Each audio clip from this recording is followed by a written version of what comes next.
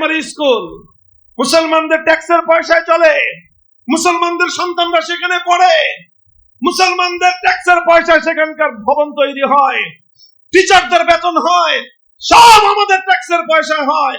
অথচ সেই প্রাইমারি স্কুলগুলোতে আমাদের বাচ্চাদেরকে কোরআন শিক্ষা দেওয়ার জন্য না সিলেবাস আছে, না একজন করে শিক্ষক নিয়োগ দেওয়ার দাবি পূরণ করার কোনো ইচ্ছা আছে তাদের। এগুলো বলতেছি আমরা, এই পর্যন্ত বলে যাচ্ছি, এরপরে কিছুদিন পরে আর বলা বলি নাই, এগুলো আমরা বাস্তবায়ন করব। স্কুলগুলো আমরা নিজ হাতে প্রয়োজনে নিজেদের হাতে দায়িত্ব তুলে নেব ইনশাআল্লাহ। এদেশে মুসলমানদের শিক্ষা ব্যবস্থা আল্লাহর কোরআনকে বাদ দিয়ে জাতীয় শিক্ষা কারিকুলাম চলতে পারে না, সামনের দিনে আমরা চলতে দেব না।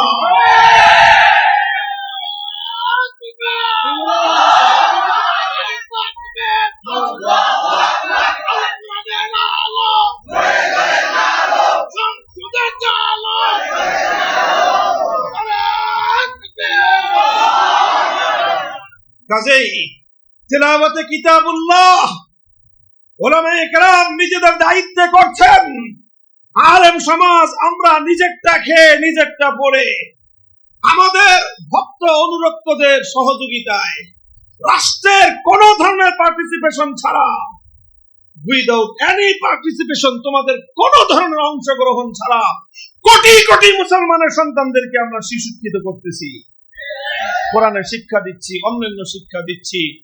এটা আমরা করতেছি।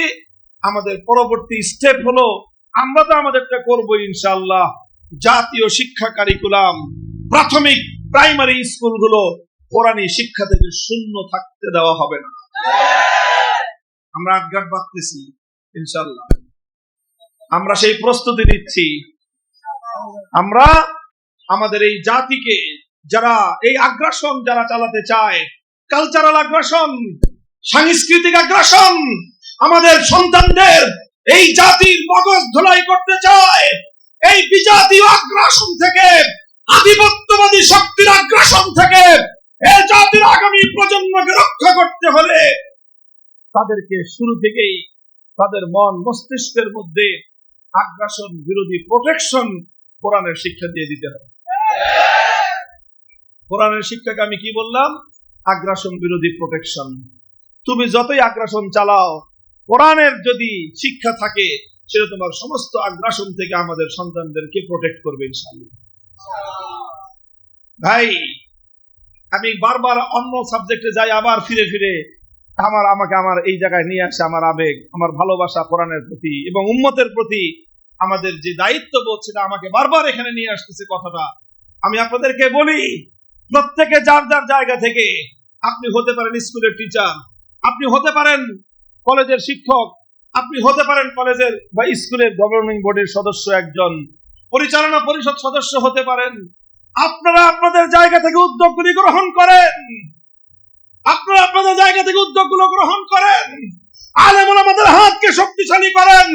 আপনারা মনে রাখবেন, ঘরের সন্তানরা অন্ধকার পথের যাত্রী হবে না, সেই ঘর থেকে ইনশাআল্লাহ শরীফ ওসমান হাজিরাই জন্ম হবে। কোরআনের তেলাওয়াতকে জাগ্রত করেন, সমাজ বদলে যাবে ইনশাআল্লাহ। ইয়াতলু আলাইহিম আয়াতিহি ওয়া ইউআল্লিমুহুমুল কিতাব। আল্লাহর পয়গম্বরের 2 নম্বর কর্মসূচি ছিল কি? তালিমে কিতাব। 1 নম্বর ছিল তেলাওয়াতে কিতাব, 2 নম্বর ছিল তালিমে কিতাব। তালিমে কিতাব মানে কি? মানে হলো তেলাওয়াত তো করবে কম্পালসারি, প্রত্যেকেই, এভরিওয়ান। তেলাওয়াতে কিতাবুল্লাহ থেকে এক মুসলমানও বঞ্চিত হবে না।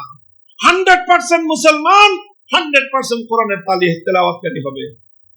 কথা পরিষ্কার? ছেলে হোক মেয়ে হোক, ছেলে হোক মেয়ে হোক। আরে ভাই, ওলামায়ে কেরাম কি করবে বলেন?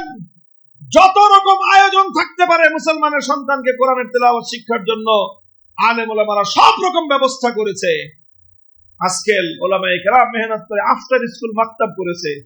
বাচ্চাদেরকে স্কুলে পড়ান, আপনার স্কুল টাইমের সাথে শিডিউল ঠিক রেখে 1 ঘন্টার জন্য বাচ্চাকে আফটার স্কুল মাকতাব নামে সারা দেশব্যাপী এক বিপ্লবী কর্মসূচি চলছে আলেম ওলামাদের নেতৃত্বে। 1 ঘন্টা সময় দেন আপনার বাচ্চাকে। প্রত্যেকটা এলাকা এলাকা আফটার স্কুল মাকতাব গড়ে উঠেছে। ওখানে দেন না 1 ঘন্টা। আপনার ছেলে স্কুলে পড়ুক, তারপরে কলেজে পড়বে, ভার্সিটিতে পড়বে, সারা দুনিয়া জয় করবে। আপনার স্কুল মাকতাব 1 ঘন্টা পড়বে, অথবা সবাহি মাকতাব 1 ঘন্টা পড়বে। আর এখন তো আলহামদুলিল্লাহ প্রতিটি মাদ্রাসায় এমন আধুনিক কারিকুলামে আমরা বাচ্চাদেরকে পড়াচ্ছি। এই যে মাদ্রাসা আপনারা দেখলেন এখন প্রদর্শনী, এখানে ছোট ছোট বাচ্চাদেরকে যেই বয়সে আমরা ক্লাস 5 অথবা ক্লাস 3 পর্যন্ত বাচ্চাদেরকে আমরা সাধারণ শিক্ষায় শিক্ষিত করে দিচ্ছি, যে কোনো স্কুলের শিক্ষার্থীদের সাথে আমাদের মাদ্রাসার ক্লাস 3 ছাত্ররা কম্পিটিশন করতে প্রস্তুত, প্রত্যেকটা সাবজেক্টে প্রস্তুত। বাংলা, অঙ্ক, ইংরেজি সহ যতগুলো সাবজেক্ট, প্রতিটা সাবজেক্টে তারা কম্পিটিশন করবে। ইন দ্য মিন টাইম আলহামদুলিল্লাহ কোরআনে কারীমের বিশুদ্ধ তেলাওয়াত, শুধু বিশুদ্ধ তেলাওয়াত নয়, জাতীয় এবং আন্তর্জাতিক পর্যায়ে কম্পিটিশন করার মতো যোগ্যতা সম্পন্ন তেলাওয়াত সে শিখবে। এই মিয়া, হুজুররা আর কি করবে বলেন? আর কি করবে হুজুররা?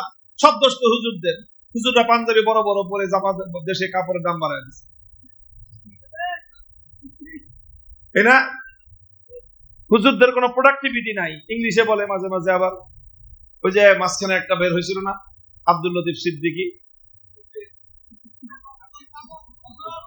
আমার হুজুর আশরাফ আলী সাহেব হুজুর আহমদুল্লাহ আব্দুল লতিফ কাযযাবী সিদ্দিকী হয় কি, যে হজের কোনো প্রোডাকশন নাই, শুধু রিডাকশন। ইংলিশে বলছে, অনেকে বুঝেন নাই। প্রোডাকশন নাই, রিডাকশন মানে হলো খালি খরচ হয়, আয় নাই। বুঝেন নাই? কয় হুজুররা তো দেশের অর্থনৈতিক উন্নয়নে কোনো ভূমিকা রাখে না। উন্নয়ন কাকে বলা হয়, উন্নয়ন কাকে বলা হয় এবং উন্নয়ন কিভাবে হয়, তার যদি সত্যিকার আলোচনা করতে বসি, ঘন্টার পর ঘন্টা আলোচনা দ্বারা আমরা সাব্যস্ত করে দিতে পারবো তোমাদের লজিক, তোমাদের যুক্তি এবং তোমাদের জ্ঞান বিজ্ঞানের আলোকে, যে আলেম ওলামারা এই দেশের, এই সমাজের অর্থনৈতিক উন্নয়নে যেই ভূমিকা তারা পালন করতেছে, যদিও প্রত্যক্ষ নয় তবে পরোক্ষভাবে তাদের যে ভূমিকাটা সমাজের অন্য কোন শ্রেণী এবং পেশার মানুষের এই কন্ট্রিবিউশন নাই। যাই হোক, তেলাওয়াতে কিতাব বাচ্চাদেরকে, প্রত্যেক ব্যক্তি, মুসলমানদের মধ্যে এক ব্যক্তিও থাকবে না যে কোরআনে কারীমের তেলাওয়াত করতে পারে না। মুসলমানদের জাতীয় শিক্ষা ব্যবস্থা এমন হতে হবে, মুসলিম দেশের জাতীয় শিক্ষা ব্যবস্থা এমন হতে হবে, যেই শিক্ষা ব্যবস্থার মাধ্যমে প্রত্যেকটি সন্তান যারাই শিক্ষাঙ্গনে যাবে, সর্বপ্রথম অন্যান্য শিক্ষার সাথে কোরআনে কারীমের তেলাওয়াতের বিশুদ্ধ শিক্ষা সে পাবে। প্রাইমারি স্কুলে গানের শিক্ষক নিয়োগ দাও, নাচানাচের শিক্ষক নিয়োগ দাও, কিন্তু আমরা বছরের পর বছর বলে আসতেছি